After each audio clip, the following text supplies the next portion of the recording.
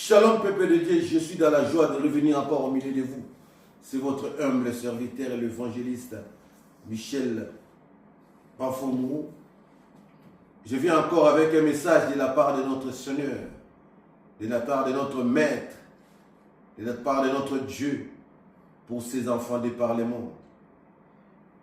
Si vous permettez, avant de commencer, de rentrer dans le vif du sujet, nous allons commencer par la prière. Christ est le véritable Dieu, le roi des rois, le Seigneur des seigneurs, merci. Merci Maître, merci pour cette grâce, cette faveur imméritée qui vient encore de m'accorder, Seigneur. Pour me mettre devant cette chair, prêcher ta bonne nouvelle. Parler de ta part, Seigneur, à tes enfants du Parlement. Seigneur, mets les paroles du feu dans ma bouche. Que toute parole qui sortira de la bouche de ton serviteur, de ton esclave que je suis, sorte avec une puissance et avec autorité, Seigneur, pour briser les chaînes, pour délivrer les captifs, Seigneur, pour délivrer les esprits qui te rendent captifs, les âmes captives, Seigneur. Père, ton fort Saint, manifeste-toi puissamment du début jusqu'à la fin. Grand Maître Saint-Esprit de Dieu, toi l'Esprit qui règne dans l'éternité, l'Esprit du Dieu créateur, l'Esprit du Dieu vivant, l'Esprit du Père éternel, agis puissamment, Seigneur. Agis puissamment, Père de gloire, à travers les messages de ce jour. Embrase mon être, Seigneur. Embrase la chair, mon Seigneur. Que je fasse, que toi tu puisses croître, Seigneur, en moi. Béni soit ton nom, Père, ton fort Saint. Tes enfants, Père de gloire, touchent le cœur. Que ces messages, Père de gloire, changent la vie des personnes. Change la vie de tes enfants. Règne à mettre au milieu de lui jusqu'à la fin. Je rends captif tout esprit obéissance à l'autorité de Christ. J'ai ainsi prié. Au nom du Père, du Fils et du Saint-Esprit. Nous disons tous Amen. Nous aurons deux versets à lire. Nous allons lire Actes des Apôtres. Actes des Apôtres, chapitre 8, verset 12. Et puis nous allons lire Première épître de Paul au Timothée, chapitre 6, verset 5 à 7. 1 Timothée, chapitre 6, verset 5 à 7. Sans plus tarder, nous allons commencer par Actes des Apôtres, chapitre. Actes des Apôtres, chapitre 8, verset 12 à 16. J'ai eu la parole au nom du Seigneur.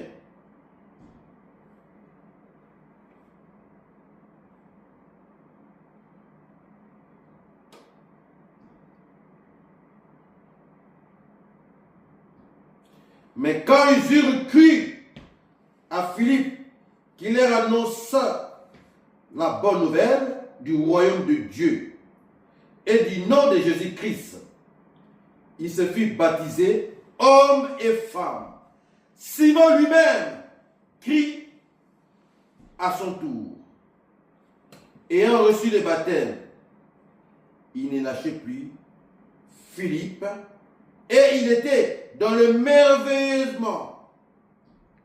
Et il était dans le merveilleusement à la vie des signes et de grands miracles qui s'opéraient sous ses yeux. Apprenant que la Samarie avait acquis la parole de Dieu, les apôtres qui étaient à Jérusalem y envoyèrent Pierre et Jean. Je répète, mais quand ils eurent cru à Philippe qui leur annonçait la bonne nouvelle du royaume de Dieu et du nom de Jésus-Christ, il se fit baptiser hommes et femmes. Simon lui-même crie à son tour. Ayant reçu le baptême, il ne lâcha plus Philippe et ils étaient dans le merveillement à la vie des signes et des grands miracles qui s'opéraient sous ses yeux. Je continue. 1 Timothée chapitre 6, versets 5 à 7.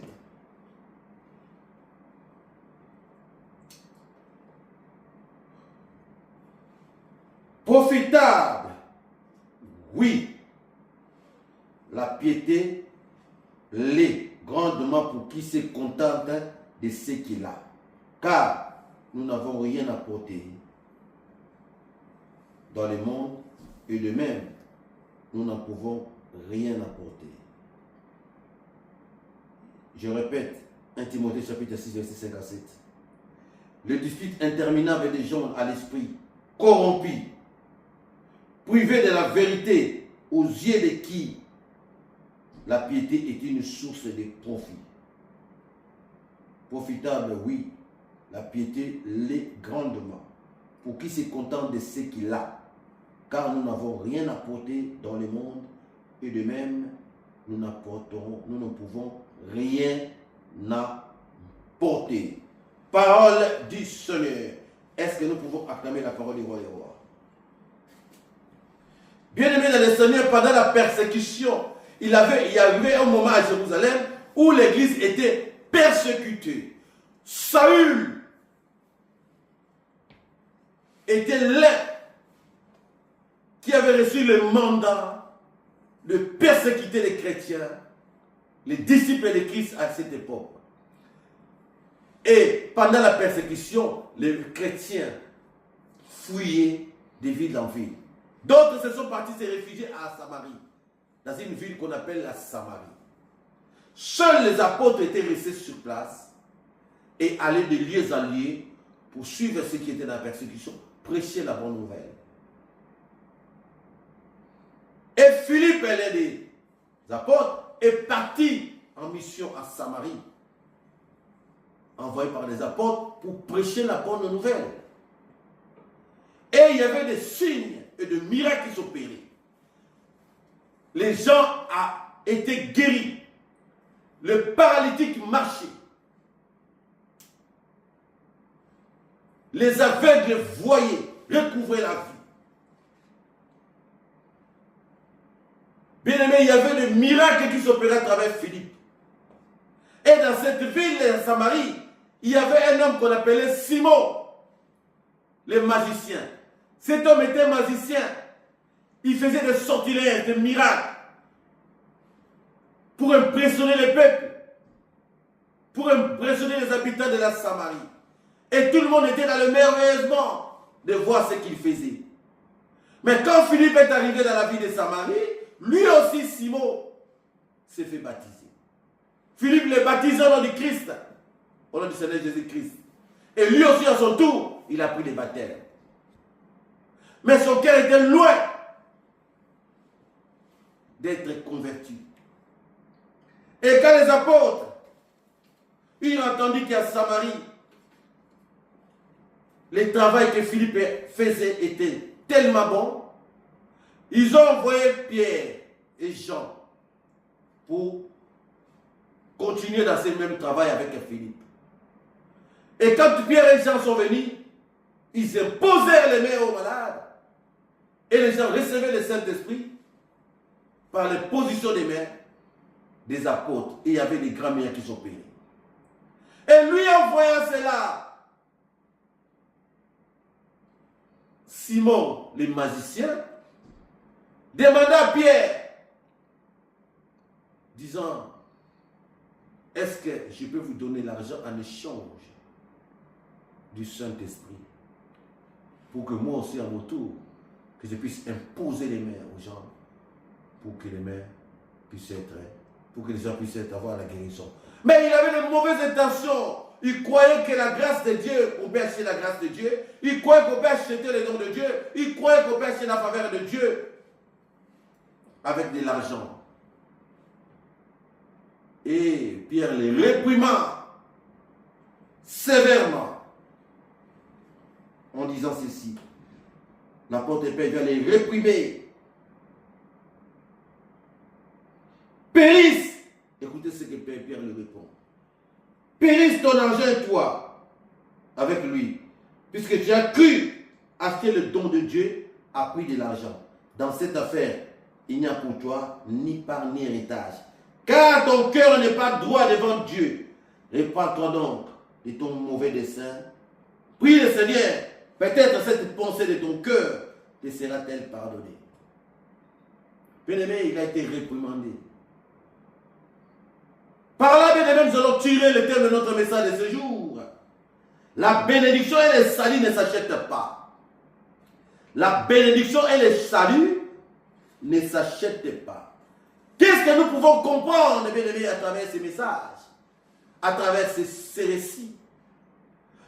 Bien aimé, beaucoup de gens aujourd'hui se confondent les choses.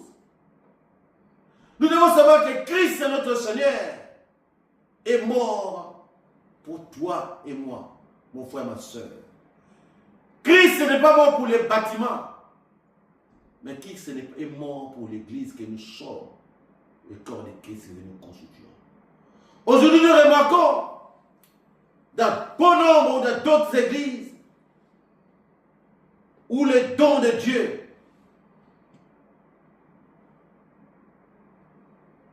est donné à l'échange de l'argent, où la bénédiction est donnée à l'échange de l'argent, où la grâce, la faveur est donnée à l'échange de l'argent. Bien aimé, la grâce de Dieu, la faveur de Dieu, ainsi que le salut, ne s'achètent jamais. Mais ça se mérite. C'est Dieu qui le donne à travers ta bonne marche avec Christ, notre Seigneur. Bien aimé, il y a la confusion dans ces derniers temps. Dans ces derniers virages que nous sommes, avant la dernière sonnette d'alarme, pour que le temps de jugement arrive, bien aimé, le monde est dans la confusion totale. La bénédiction, bien aimé, c'est ce que beaucoup de gens confondent, n'est pas matériel. La bénédiction est spirituelle. D'abord. Quand on parle de la bénédiction, ce n'est pas le matériel. Quand on parle de la bénédiction, bien aimé, c'est Christ. Parce que c'est lui qui est le maître, qui est la source de la bénédiction. Beaucoup de gens croient que ceux qui sont à être bénis, c'est avoir de l'argent, avoir des voitures, avoir des richesses. Or non. Parce que tout passera. Mais il n'y a qu'une seule chose qui ne passera pas, c'est Christ. Et ceux qui ont accepté de marcher avec lui dans leur vie. Mon frère, ma soeur, la bénédiction est d'abord spirituelle. Un homme béni, c'est lui qui a Christ en soi. Un homme béni, c'est celui qui a Christ en lui. Pourquoi? Parce que quand tu as Christ, tu as tout.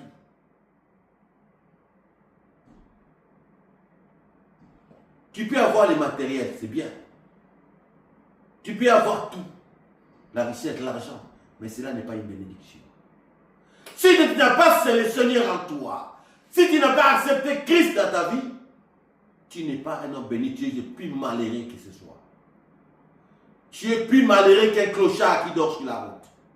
Tu es plus malheureux qu'un clochard qui dort sur la rue.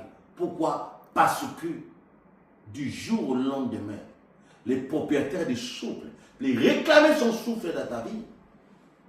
Et tout ce que tu avais en matériel ne pourra ou ne peut jamais te sauver. Un homme béni, c'est celui qui porte le sauveur en soi, en lui. Un homme béni, c'est celui qui a le sauveur qu'on appelle le Christ en lui, de telle sorte que, même sur mer, il pourra vivre une éternité assurée et certaine avec celui qui vit au siècle des siècles, qu'on appelle Jésus-Christ, le roi des rois, le Seigneur des seigneurs. Mon frère, ma soeur, la bénédiction n'est pas matérielle. La bénédiction, c'est d'avoir accepté le Seigneur dans ta vie et de marcher ensemble avec lui, de faire sa volonté dans ta vie. Amener une vie de sanctification.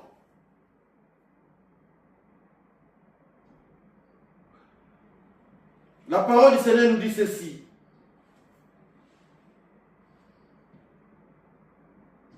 Dieu Et il a envoyé son fils unique. Pour que n'importe qui va l'accepter ne périsse point, mais qui est la vie éternelle. Nous sommes dans Jean, chapitre 3, verset 16. Évangile de Jean, chapitre 3, verset 16. Dieu a tant qu'aimé l'homme, Dieu nous aime tant. La pensée de Dieu, il nous a choisis et nous a appelés, nous sommes le royaume des sacrificateurs. Je vais vous donner un exemple.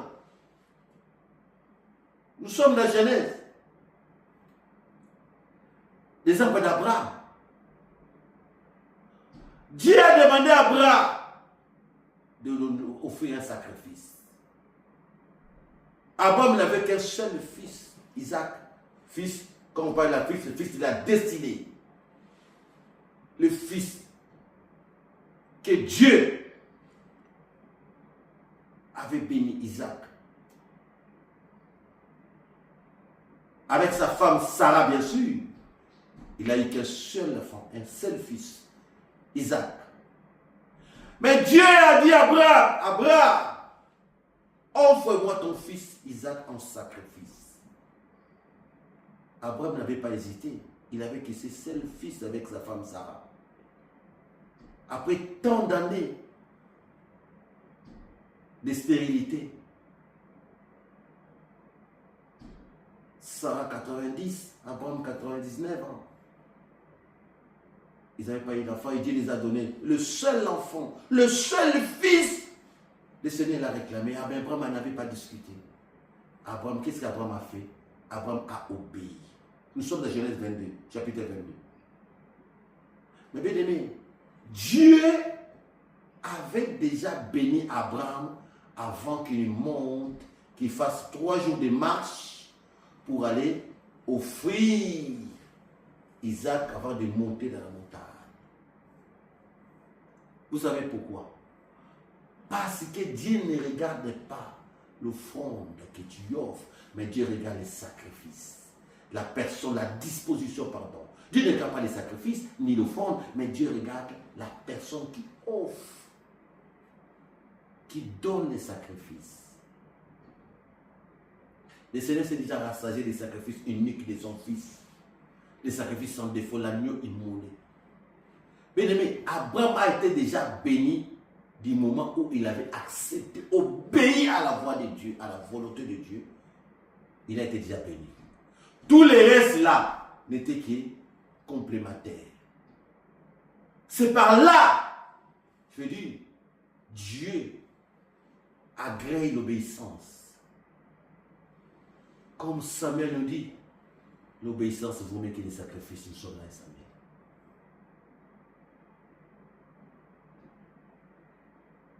L'obéissance vaut mieux que les sacrifices. Et la crainte d'éternel au graisse des béliers. Mais nous devons être obéissants.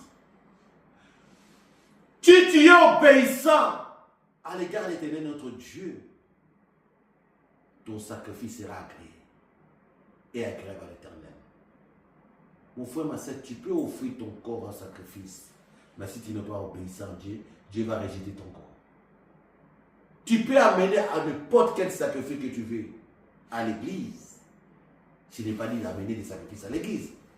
Bien au contraire.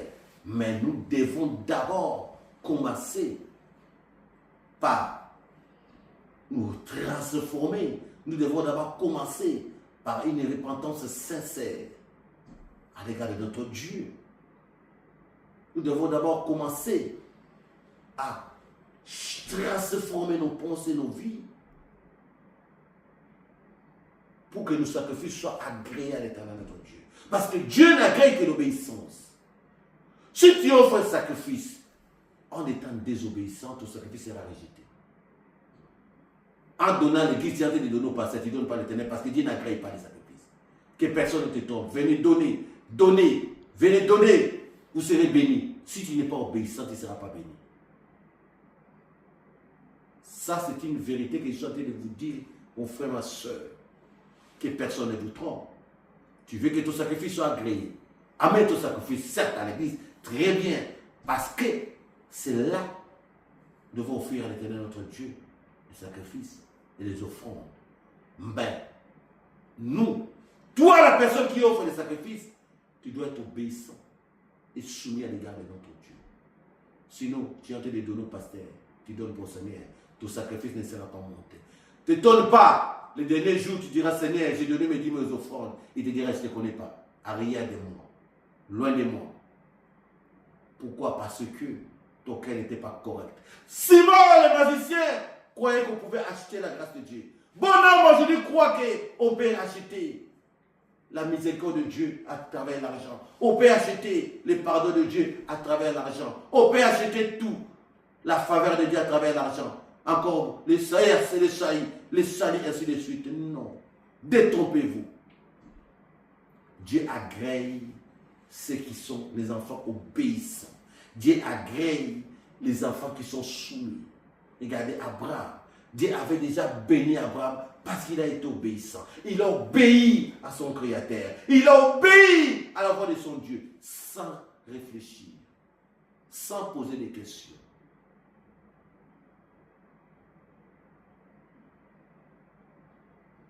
Je vais vous donner un exemple.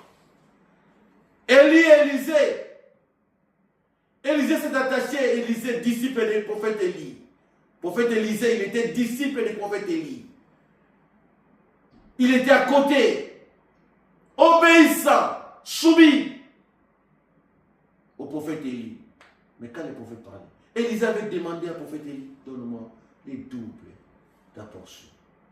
Mais ce n'est pas Élie qui l'avait donné. Mais c'est son obéissance qui a fait à ceux qui soient récompensés. Mais le prophète Élie n'avait pas demandé l'argent au prophète Élisée et qu'il ramène moi tant pour que je puisse te laisser l'option. Bien-aimé, la grâce de Dieu ne s'achète pas. Ça se mérite, bien-aimé. La bénédiction, bien-aimé, ce n'est pas le matériel. La bénédiction, c'est le fait d'avoir Christ Jésus en soi. Si tu as Christ en toi, tu es un homme béni. Si tu as le Seigneur des Seigneurs en toi, tu es un homme béni. Si tu as le Roi de gloire en toi, tu es un homme béni. Mais si tu n'as pas de Seigneur en toi, tu peux avoir les matériels. Et la parole de Dieu dit, les biens, les matériels des païens sont pour ses enfants, sont pour les enfants de Dieu. Parce que beaucoup, ils ont de l'argent sur les comptes, ils ont des biens matériels, mais ils sont alités dans les hôpitaux. D'autres attendent qu'on leur fasse des greffes de cœur, des greffes de reins, ainsi de suite, pour dire que c'est Christ qui est la bénédiction. Si tu as Christ en toi, tu as tout. Avoir le Fils unique de Dieu en toi, c'est une grande bénédiction. Mon frère, ma soeur, le salut est personnel. Et ça se mérite à travers ta marche avec le Seigneur, à travers ton obéissance à l'égard de notre Dieu. Es-tu réellement obéissant, mon frère, ma soeur? Parce que nous sommes des sacrificateurs. Nous sommes nous-mêmes les offrandes. Mais quel genre d'offrande que tu es? Quel genre de sacrifice que tu es? Agréable ou désagréable? Autrefois, nous étions des offrandes, nous étions des agneaux avec plein de défauts, remplis de défauts. Le Fils unique de Dieu est venu. Il a offert son corps pour que nous, à notre tour, que nous soyons sauvés, transformés. Lui qui est l'agneau sans défaut, pour que nous puissions devenir comme lui. Le péché nous déforme. Les péchés nous rend informes. Il faut que la lumière vienne en toi pour donner la forme. Le péché nous rend informes et vides. C'est ça l'objectif de l'ennemi, de te rendre informe et vide. Mais il faut que la lumière soit. La lumière, c'est Christ, comme autrefois, comme au commencement. Il y avait les ténèbres partout. La terre était informe et vide. Et la lumière est venue remplir la terre. La lumière est venue donner la forme à la terre. De même, Christ qui est la lumière frappe à la porte dans ton cœur pour te donner la forme. Il te suffit de l'accepter. Il te suffit de le croire. Il te suffit de l'obéir. de faire sa volonté et de marcher selon, ainsi dit l'Éternel, en mettant sa parole en pratique, en ne faisant que sa volonté. Il va te rendre, il va ôter, changer, transformer, enlever tous les défauts, les péchés en toi. Mais il faut une repentance sincère. Il faut une repentance sincère. Dieu aime des enfants obéissants et soumis. Quand nous sommes des sacrifices, nous sommes des offrandes. Mais soyons des offrandes agréables. Soyons des sacrifices agréables, des bonnes odeurs, pas des mauvaises odeurs. Car les péchés sont mauvais. Les péchés sont mauvais. Les péchés sont mauvais. Mais l'obéissance sent bon. L'obéissance sent très bon. Va nous transformer en offrande agréable, au sacrifice agréable à Dieu. Que Dieu vous bénisse et bénisse sa parole.